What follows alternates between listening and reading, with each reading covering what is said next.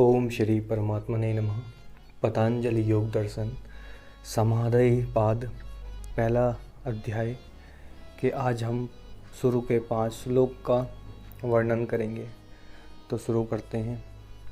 अथ योग अनुशासनम, अर्थात अब परंपरागत योग विषयक शास्त्र आरंभ करते हैं। इसकी व्याख्या है। इस सूत्र में महर्षि पतंजलि ने योग के साथ अनुशासन पाद का प्रयोग करके योग शिक्षा की अनादिता सूचित की है और अथ शब्द से उसके आरंभ करने की प्रतिज्ञा करके योग साधना की कर्तव्यता सूचित की है। जी हाँ दोस्तों, इसका संबंध इस प्रकार है। इस प्रकार के योग शास्त्र के वर्णन की प्रतिज्ञा करके अब योग के सामान्य लक्षण बतलाते हैं। ये दोस्तों समाधिपाद का पहला श्लोक था, अथ योग अनुशासनम। अब इसके बाद महर्षि पतंजलि कहते हैं कि अब योग के सामान्य लक्षण बतलाते हैं कि योग के लक्षण क्या होते हैं।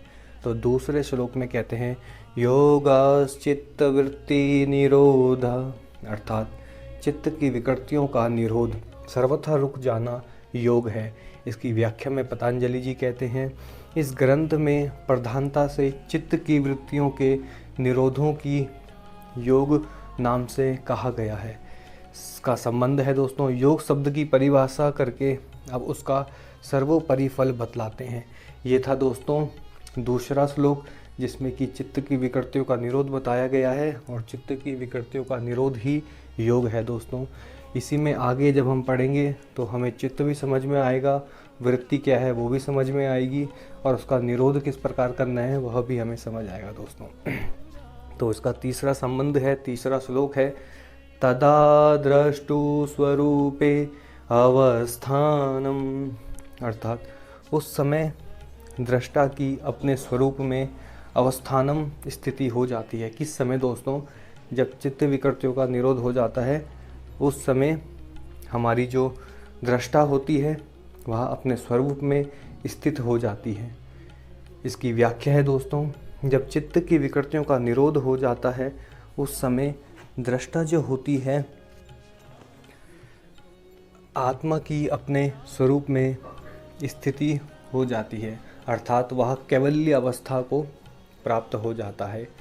इसका संबंध दोस्तों, जब चित्त की विकृतियों का निरोध हो जाता है उसके बाद वृत्ति अपने जो होती है ख़त्म हो जाती है और वृत्ति जब ख़त्म हो जाती है तो दृष्टा अपने स्वरूप में स्थित हो जाती है और कैवल्य को प्राप्त करती है। इसका चौथा संबंध है दोस्तों, क्या चित्त विकृतियों का निरोध होने के पहले दृष्टा अपने स्वरूप में स्थित नहीं रहती? इस पर कहते हैं कि वृत्ति सारूप्यमितरत्र,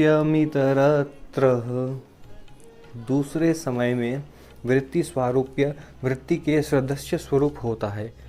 जब तक योग साधनों के द्वारा चित्त की विकृतियों का निरोध नहीं हो जाता तब तक दृष्टा अपने चित्त की विकृतियों के ही अनुरूप अपना स्वरूप समझता रहता है, उसे अपने वास्तविक स्वरूप का ज्ञान नहीं होता।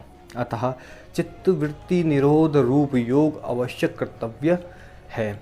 इसका मतलब दोस्तों, जब वृत्ति सारूप्य मित्रता, जिस प्रकार की हमारे शरीर में वृत्ति होती है उसी प्रकार से जो हमारी दृष्टा होती है वो हमारे शरीर में स्वस्थित होती है दोस्तों। इसके संबंध में कहते हैं, चित्त की विकृतियाँ असंख्य होती है, अतः उनको 5 श्रेणियों में बांटकर सूत्रकार उनका स्वरूप बतलाते हैं।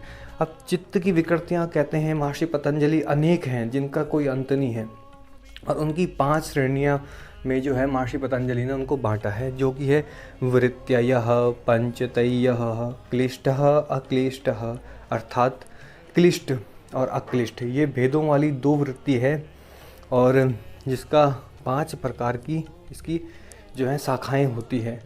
तो व्याख्या करते हैं महर्षि पतंजलि, ये चित्त की विकृतियाँ आगे वर्णन किए जाने वाले लक्षणों के अनुसार 5 प्रकार की होती है तथा हर प्रकार की वृत्तियाँ 2 भेद वाली होती है।